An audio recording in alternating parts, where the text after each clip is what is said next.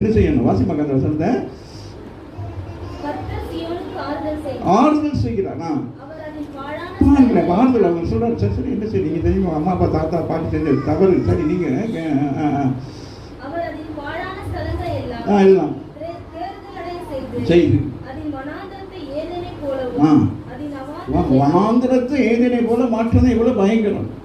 ஆமாவில்லை?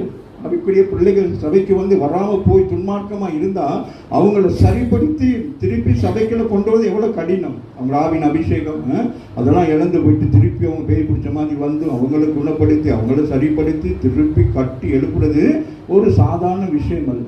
அப்போ சபைக்கு அந்த உரிமை, ஊழியக்காரனுக்கு அந்த உரிமை இருக்கிறது. உங்களை கட்டி என்ன செய்யணும்? ஒவ்வொருவரும் ஏதேன் தோட்டத்தை போல மாற்றணும். ஆண்டவுடைய வாசிங்க. அடுத்து என்ன சொல்லுதுமா? போலவும் கர்த்தருக்குன்னு ஒரு தோட்டம். அந்த தோட்டம் எப்படி இருக்கும்?